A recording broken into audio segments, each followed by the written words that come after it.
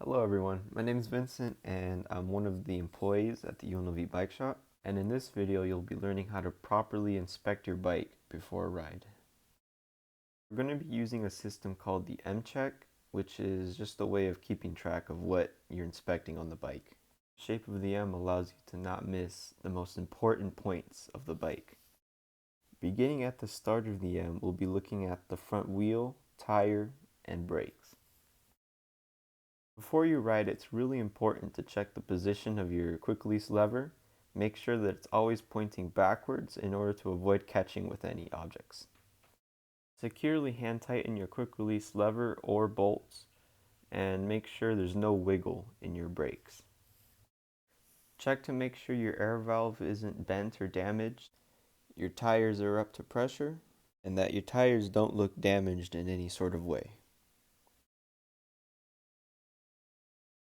You don't need to do this before every ride, but you can check your spokes to make sure none of them feel loose. This ensures your rim won't get damaged over time.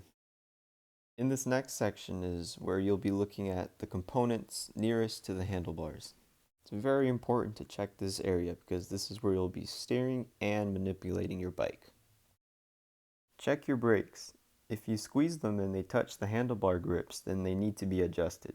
Then with the multi-tool, go through each bolt and make sure they're all securely tightened. You should be going through the bolts holding your brakes, shifters, and handlebar in place. This should be done roughly once a month or whenever your bike suffers a major impact. Squeeze the front brake and rock your bike back and forth. If you hear a faint metal noise like this, then your headset is loose. Untighten all of the bolts on your headset. Secure the large center bolt first and then the remaining two. This helps keep your steering smooth and prevents your wheel from looking like this. Now on the midpoint of the M, we'll be looking at all the components of your drivetrain, such as your cranks, pedals, front derailleur, and chain. Grab onto a crank arm and shake it laterally. If it feels loose, you should take it in for repair, but sometimes you can get away by tightening these bolts on the sides of the cranks. Wiggle your pedals to see if they're loose or not. Check your front derailleur. If you can rotate it in place without much effort, then tighten the bolt. Make sure that the shifting cable is in good condition and is securely clamped down. Tighten the bolt or replace the cable if needed. For your chain, switch to the largest gear in the front and the smallest in the rear. If you're able to pull off an entire link as so, then your chain needs to be replaced.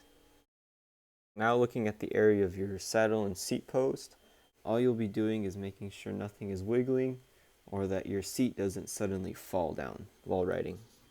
Shake the seat for any play.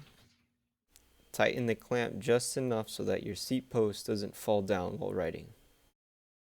On the last point of the M, we'll be going over the rear wheel and the rear derailleur.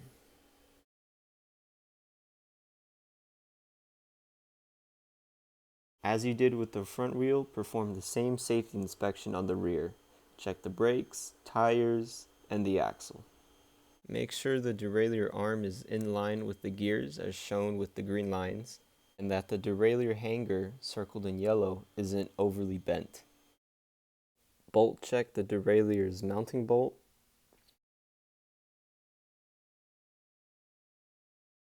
And inspect the shifting cable as needed. And that should conclude our pre-ride safety check.